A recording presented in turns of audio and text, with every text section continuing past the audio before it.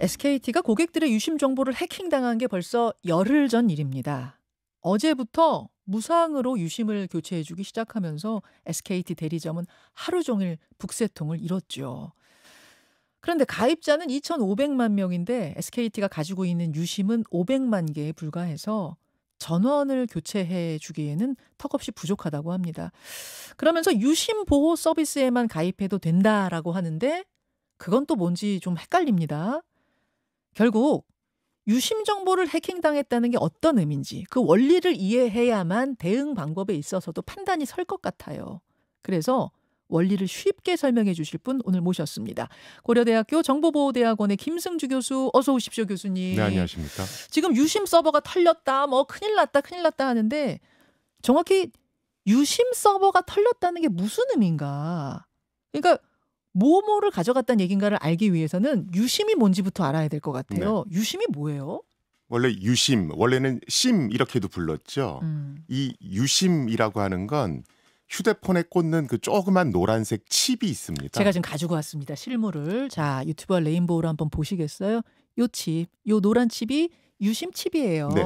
예. 그 유심 칩 안에는 우리가 보통 IMSI라고 그래서 네. 가입자 고유 번호가 들어갑니다. 아하. 이 가입자 고유 번호를 그 안에 집어넣는 이유는 우리가 통신을 딱 하면 네. 누가 전화를 걸었는가 이걸 판단해서 그 사람한테 과금을 해야 되잖아요. 그렇죠. 그래서 그 유심 안에 예. 가입자 식별번호, 고유번호를 집어넣어서 어떤 사용자가 접속했는지를 판별하는 거고요.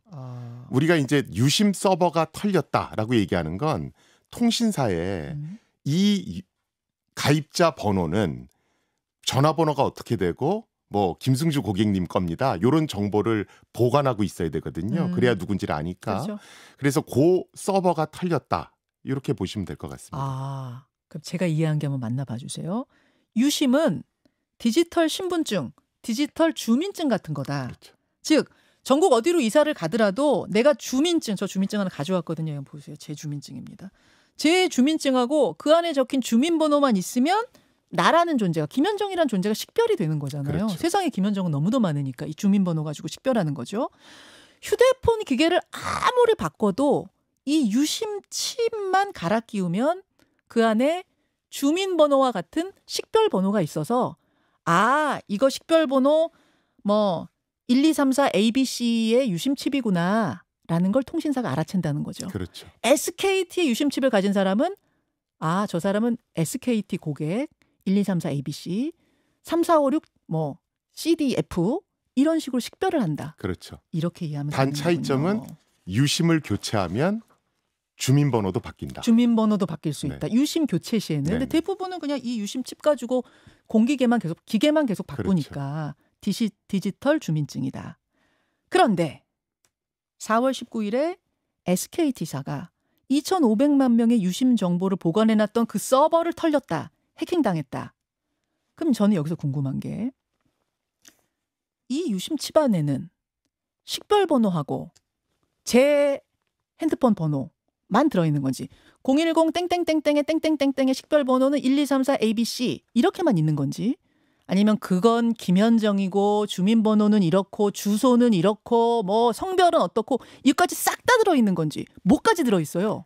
그러니까 그 유심 안에는 그러니까 휴대폰에 들어가 있는 유심 안에는 가입자 고유 번호와 식별번호 아까 네. 말씀하신 그다음에 뭐 전화번호 정도 들어가 있다라고 보시면 됩니다. 그리고 통신사. 네. 통신사의 유심 서버에 해당 가입자 고유 번호. 그다음에 이게 누구 거다. 정도. 뭐 요 정도 정보가 들어 있다라고 보시면 되고요. 그다음에 통신 요금제는 뭐다. 요런 거.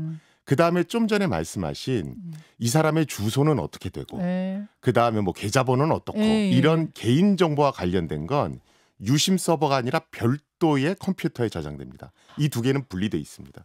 제가 그게 궁금했어요.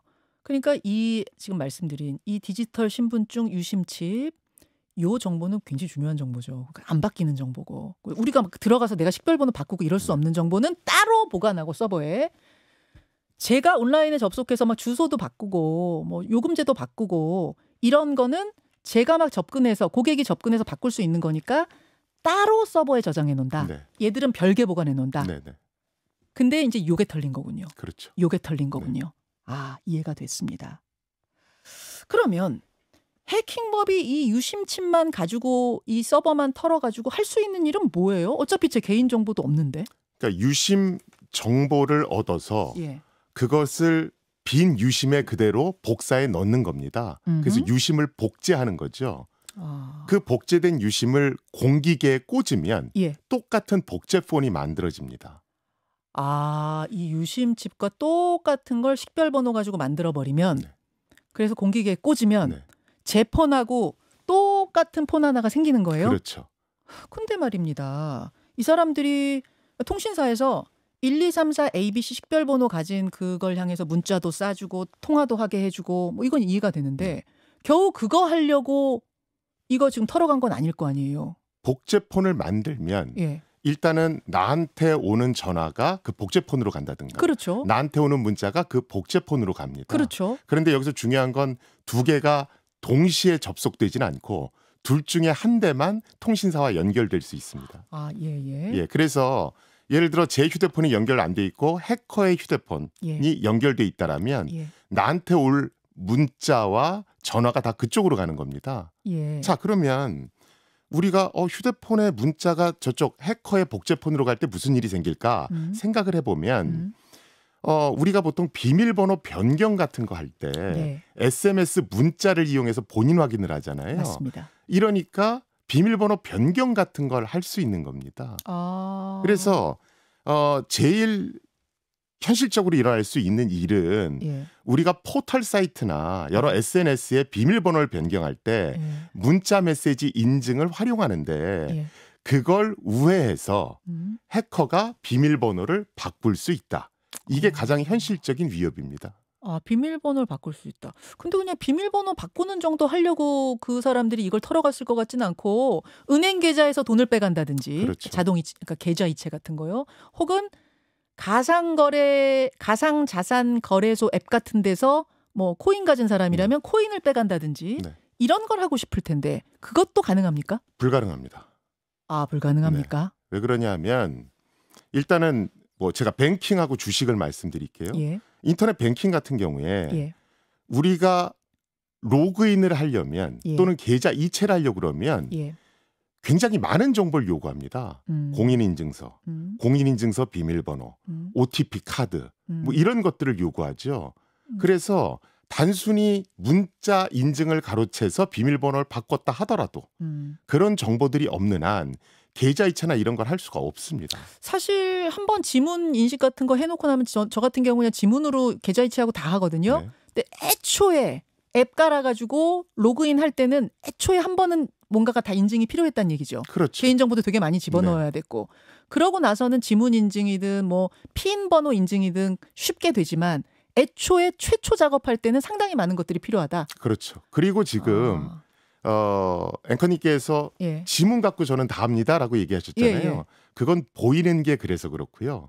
휴대폰 안에 공인인증서 비슷한 것이 네. 들어가 있습니다. 카카오뱅크도 그 내부를 뜯어보면 네. 공인인증서 비슷한 것이 휴대폰 안에 내장돼 있습니다. 예. 이건 유심이 아니라 내 휴대폰에 들어가 있는 거기 때문에 예. 유심을 복제한다 하더라도 아. 카카오뱅크나 토스 같은 걸 할 수가 없습니다. 아, 그럼 이건 어때요? 복제폰을 만든 다음에 지금 제 개인 정보들은 막 다 털려가지고 돌아다니잖아요. 우리 국민들 거. 그것까지 손에 얻었어요. 이 해킹 범위. 그 두 가지만 가지고 그러면은 할 수 있는 건 훨씬 많아지잖아요. 저는 그런 얘기가 굉장히 좀 문제가 있다라고 봅니다. 제가 지난주 화요일부터 언론에서 공포감을 너무 부추긴다. 이러다 정말 큰일 난다. 그 얘기를 드린 적이 있어요. 이게 뭐냐 하면 많은 논리가 이런 겁니다. 유심 정보 갖고는 한계가 있다고 하지만 우리는 이미 많이 털렸는데 많이 털렸으니까. 결합되면 그렇지. 큰 사고가 나지 않을까요? 해킹범이 복제폰도 가지고 있고 제 개인 정보들 뭐 주민번호면 다 이것까지 얻으면은 두 개 결합하면 이거 엄청난 거 아니야? 예를 들어 김현정 앵커님의 공인인증서를 제가 어떻게든 입수했습니다. 공인인증서 비밀번호도 제가 갖고 있어요. 또 OTP 카드도 제가 갖고 있다고 치자고요. 그럼 유심을 복제할 필요 없죠. 그거 가지고 계좌 이체하면 되니까. 아, 그러네. 아, 그러네. 인터넷으로 해도 되는 거니까 그거는. 그렇죠. 어차피 통신사하고 연결된 건 문자하고 전화 거는 거니까. 네. 그래서 여러 언론사에서 인터뷰들 많이 하시잖아요. 네. 또 기사를 내보내시고. 네. 그럴 때 하나만 더 여쭤보시면 됩니다. 여러 가지 정보를 결합해서 이런 거 할 수 있어요. 그러면 그럼 딱 하나 찍어서 구체적으로 어떻게 하는지 설명을 좀 해주십시오. 그러면 안 된다는 것이 보여지거든요. 아, 그렇군요. 아, 저 좀 이해가 됐어요. 그러니까 복제폰 유심 서버에서 해킹한 정보로 복제폰 만들 수 있는 것까지는 확실하고 그걸로 막 내 문자도 가로채고 통화도 가로채고 막 핸드폰을 쓸 수 있는 것까지도 맞고 네. 그럼 제 통화 요금에 과금되는 것도 맞고 네. 하지만 돈을 빼가는 작업은 상당히 여러 단계 복잡한 많은 것들이 요구된다. 그렇죠. 그것까지 그놈들이 손에 얻기는 상당히 어렵다. 그렇죠. 우리 국민들께서 공인인증서나 OTP 그럼 우리 어떤 금융거래할 때 왜 대한민국은 이렇게 비밀번호 말고 여러 가지를 많이 요구해 네. 불평하셨잖아요. 네. 그런데 그 많은 보안 수단들이 지금 이 상황에서 우리를 지켜주고 있는 겁니다. 많이 간소화되지 않았어요. 그래도 결정적인 것들은 남아 있습니까? 그렇죠. 아, 그래서 생각하기에 따라 상당히 심각한 해킹일 수도 있고 또 해킹범이 너무 여러 단계를 거쳐야 된다는 점에서는 우리가 지금 극도로 공포스러워하는 정도까지는 아닐 수도 있고 그런 말이 그래서 나오는 거군요. 네. 아, 일단은 이렇게 설명을 듣고 나니까 당장 내 통장이 탈탈 털리는 거 아니야라는 불안감으로부터는 조금 해방이 됐는데 그럼에도 불구하고 교수님 어쨌든 유심칩 서버가 도난당했으니까 불안해요. 네. 100% 안심 아니고 복제폰 만들어지면 또 어떤 일을 할 수도 있으니까 그 싹을 제거해버리고 싶습니다. 그러면 유심만 교체하면 됩니까? 그게 제일 근원적인 해결책입니다. 그래서 유심을 교체해야 되는데 네. 지금 유심의 수량이 부족하죠. 네. 그래서 너무 공포감에 떠실 필요 없이 네. 지금은 유심 보호 서비스 이것에 가입해 두시면 국내 가입자는 그걸로도 충분합니다. 자, 정리할게요. 아까 제가 저 유심 칩은 주민번호 같은 거라고 그랬죠. 주민번호가 들어가 있는 주민증이라고 그랬잖아요. 근데 제 주민번호를 바꿔버리는 거예요. 그러면 일단은 제 전화번호랑 제 식별번호가 어긋나 버리니까 이놈들이 이 식별번호 가지고는 못 찾는 거네요. 식별을 그러니까, 못 하는 거네요. 주민번호를 바꾸는 건 네. 유심을 새로 발급받아야 됩니다. 그렇죠. 그런데 지금 유심을 새로 발급받아야 되는데 유심이 모자라잖아요. 그러니까요. 일단은 예. 발급받는 걸로 근원적인 치료는 그렇죠. 된다는 거고. 그런데 예. 새로 발급받을 수 없으니까 유심 보호 서비스를 가입해야 되는데 예. 이 유심 보호 서비스는 자 유심을 복제해서 똑같은 유심을 만들면 예. 그걸 공기계에 꽂아야 되잖아요. 예. 그 얘기는 기기가 변경된다는 겁니다. 유심 보호 서비스에 가입하면 통신사가 기기가 변경됐는지를 탐지하고 그걸 막아줄 수 있습니다. 어제 제가 유심칩 교체해보려고 그랬더니 뭐 예약이 한두 끝도 없어요. 그랬더니 그 T월드에서 제가 SKT 고객입니다 여러분. T월드에서 유심보호 서비스를 일단 가입하세요 그러더라고요. 그래서 1시간 정도 기다렸더니 접속이 됐습니다. 가입했거든요. 그럼 그 말은 이제부터 내 유심칩과 내 기계를 본드로 붙이듯이 한 몸으로 만들어버리겠다. 그렇죠. 그 말인 거죠. 네. 그래서 다른 곳에서 저 서울에 있는데 저기 부산에서 제 유심칩으로 뭔가를 막 통화를 하려고 문자를 보내려는 이상한 행동이 포착되면 걔는 가짜로 치부하겠다. 그렇죠. 차단해버리겠다. 네. 너의 식별번호와 너의 공기계는 한 몸이야. 이거 외에 다른 건 없어. 이런 거죠? 맞습니다. 이렇게 이해하면 됩니다, 여러분. 이렇게 이해하고 나니까 되게 좀 안심이 되더라고요. 그래서 1시간 기다리길 되게 잘했다. 네. 그런데 들어요. 단점은 있죠. 네. 그걸 하면 로밍 서비스가 차단됩니다. 해외 로밍 됐을 때는 해외 로밍을 못 해요? 그 두 가지가 양립할 수는 없습니다. 그래서 지금 SK텔레콤이 프로그램을 수정 중에 있고 5월 중에는 해외 로밍 서비스와 유심 보호 서비스가 같이 공존할 수 있도록 프로그램을 바꾸겠다. 오케이. 이렇게 얘기합니다. 일단은 안심은 됐는데 SKT가 잘한 게 하나도 없습니다. 아니 이 유심 서버 이렇게 털리게 두면 됩니까? 이 중요한 유심 서버가 왜 털린 거예요? 그건 좀 더 분석을 해봐야 되고요.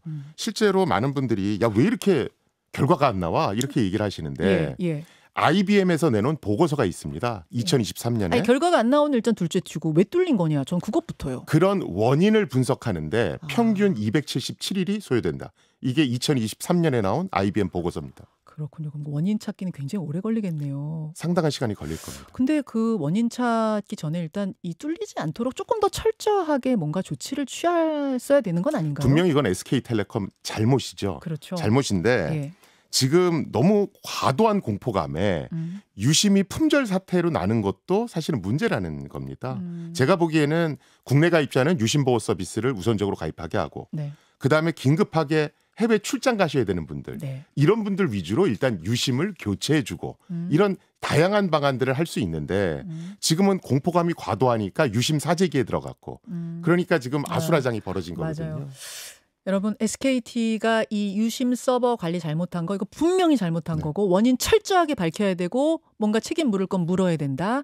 하지만 극도의 공포감으로 이걸 또 몰아가는 이런 식이 되면 이건 또 우리에게 손해다. 맞습니다. 고객들에게 손해다. 그냥 이것 때문에 공객에 많이 바꾸고 계시더라고요. 그것도 손해다라는 말씀 드리면서 교수님 시간 조금 더 되세요? 네. 네, 그럼 조금만 더 궁금증 풀어볼게요. 고맙습니다. 라디오 청취자들과 인사 나누고요. 유튜브로 김승주 교수님과 궁금증 조금만 더 풀어보려고 제가 5분 부탁드렸습니다. 고맙습니다, 교수님. 아이고 아닙니다. 오늘 요즘 정말 전화 많이 오죠. 네.